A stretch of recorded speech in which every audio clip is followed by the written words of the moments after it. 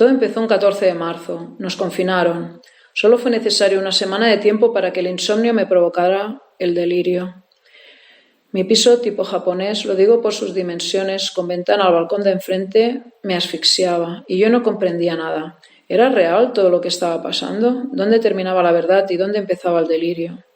Fue el padre de mi hijo que llamó a la policía y a la ambulancia aquella noche cuando fui a exigirle que quería ver a mi hijo, aunque era tarde. Esa noche no se presentó una ambulancia, sino dos. Eso también me desconcertó. ¿A cuál subir? ¿Por qué dos? Entré en una, no me sentí cómoda y salí. La policía me hablaba, los sanitarios también.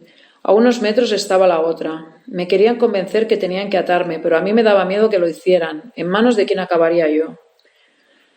Ya me habían atado muchas veces, años atrás, y una vez te atan, pasas a sus manos, ya no eres nadie, ya no hay testigos, ya no hay derechos, pasas a otra categoría, estás indefenso y a la merced de quién sabe qué clase de persona. Finalmente les dije que de acuerdo, que me ataran. Me tumbé en la camilla y me dejé. Esa semana de encierro había sido horrible. Mi cabeza no podía con el rompecabezas de qué era real y de qué no. Y total, también estaba encerrada en mi piso tipo japonés. El viaje se hizo larguísimo. Me pareció casi como si hubiéramos atravesado un infierno en llamas con la ambulancia. La persona que me atendía en la ambulancia era amable, pero me sentía a su merced. Estaba atada de pies y manos. A veces hasta me daba la sensación de los que se me llevaban no eran humanos. ¿Por qué tenían que llevarme atada? No lo entendía, pero si no lo aceptaba, no podía arrancar la ambulancia. Tuve que decir ok. Al llegar al Sagracor de Martorell hay una larguísima espera dentro de la ambulancia, otra larguísima espera en una antesala de no sé ni dónde. Estaba atada de pies y manos en una camilla. Finalmente un hombre aparece y da indicaciones. En esa antesala me habían puesto el termómetro por si tenía síntomas de COVID. Después de horas atada, me suben en un ascensor, siempre atada de pies y manos en una camilla, y me llevan a una habitación sin nada. Dejan la camilla allí, la frenan y se van.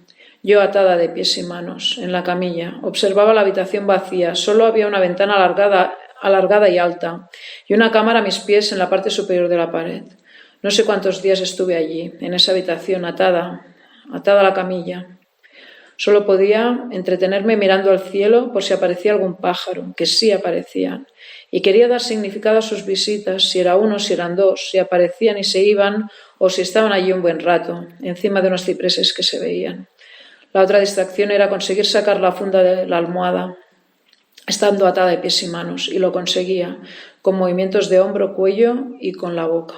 Estaba sedada, no recuerdo mucho más, hasta aparecer no sé cómo en el pasillo de agudos.